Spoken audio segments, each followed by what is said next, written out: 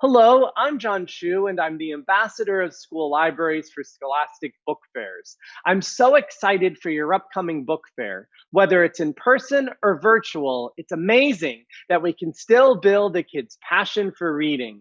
As usual, there are so many great books to choose from, but I wanted to dive deeper into a few of my favorites in the elementary section, like Renée Watson's Ways to Make So I'm Sunshine. going to give you a scenario. So let's Okay. pretend that we are in a Scholastic book fair and we're surrounded by books and cases of books, and there are third graders and fourth graders in the Mm. book fair looking for books. And one of the teachers comes over to you and says, Renée Watson, would you please tell my students what Ways to Make Sunshine is about? What would you say to their students? Ways to Make Sunshine is about a girl named Ryan, and her name means king. And her parents are telling her, we want you to be who we named you to be. They want her to be a leader. They want her to be kind.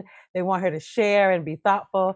And she tries her best, but that's really hard to do all the time. So the book is about Ryan trying to live up to her name and be her best self in all kind of different scenarios when it's really hard because she's moving. She has to deal with friendship drama, and she has a baby sister that's on the way. So there's lots of changes that are going on that make Ryan have to kind of rise and find a way to make sunshine, even when she's having a not so good day. We give you a big round of applause. That is a wonderful book talk. And let's imagine that one of the fourth graders raises their hands and says, can you tell us what inspired you to write Ways to Make Sunshine? I was inspired to write this book because of the real Ryan in my life. My goddaughter's name is Ryan, and she likes to cook a lot, just like the character in the book. So the first beginnings of this story started with me watching my goddaughter in the kitchen making up this recipe and having us be the taste testers. And I based the character off of her. And then I also based it off of the Ramona series. I grew up in Portland, and this book takes place in Portland, Oregon. And it's kind of my love letter to Ramona and to Beverly Cleary, writing about a girl who is playful and gets to be rambunctious and play outside with her brother. Just like Ramona was kind of feisty, Ryan has a little bit of that to her too. And so, because I am lucky enough to go to this book fair with you, I ask you if you would please finish one of my sentences. And you Okay. say, Yes, I will finish oh, one of your perfect. sentences. And because we're in a library and we're surrounded by books, and the library is Mm. my favorite place on the planet, I'd ask you to finish this sentence, which is school libraries are dot, dot, dot. School libraries are where I met some of my best friends. Books Aw, are friends to me, so I feel like I met my best friends in libraries. me too, and you carry them with you throughout your life. Yes. When you're having a problem, you think about that character, maybe what that character would do or how that character would help. So I absolutely agree. So please look for a copy of Ways to Make Sunshine by Renée Watson at your Scholastic Book Fair. Renee is so amazing, and Ways to Make Sunshine is such a great story. Make sure you point it out to kids and their family members. And don't miss this beautiful picture book, Finding Kindness by Deborah Underwood and Irene Chan. We had the best conversation about it.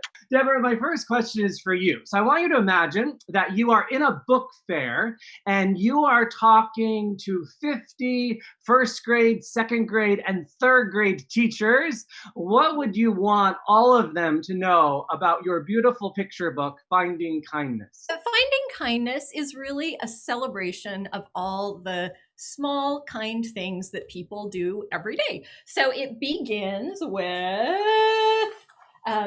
a girl taking a cup and a card and using it to free a ladybug who's gotten trapped in her house. And then it's essentially a slow camera pan around the town where she lives in bouncy rhyme, showing all these little acts of kindness that people can do every day. That just the kind of things that make somebody's life so much better. So one day, Irene, the manuscript for Finding Kindness showed up in your email inbox and you read it. And I'm curious to know what were some of the first things that ran through your head or ran through your heart when you first read the manuscript? I hope I have what it takes to illustrate the beauty of it. And then afterwards, like I hear more about Deborah's thinking behind it, of how it was really, it goes around in a circle, that it starts from a little place where it starts with a girl saving a buck, and then it goes into her neighborhood, her her town, and then the community, and then circle back to where it all started, which was the ladybug. And I just thought it was such a beautiful concept, and it was really like a mix of nervousness, like yeah, the like I don't know if I have it, and it's just I was so yeah, just I was very grateful to have the opportunity to like bring this to life. Those are just two of my favorite books from the fair, but there are so many wonderful books. Books like my very favorite book in the whole wide world, written by literacy crusader and Super Bowl champ Malcolm Mitchell, and illustrated by award-winning illustrator Michael Robertson. The child you see on the cover is named Henley, but he's actually a version of Malcolm. When Malcolm was a child, reading was one of his biggest challenges. It was the thing that scared him the most. One day, Henley's teacher, Mrs. Joy, asked her students to bring their favorite book in the whole wide world to school the next day. She says it can be a book about anything. It just needs to be a book that you love. Well, this makes Henley very nervous. His hands start to sweat. He doesn't know what to do. Will he be able to find a book that speaks to his heart? To find out, pick up a copy of my very favorite book in the whole wide world. I hope you have a wonderful book fair, and as always, happy reading.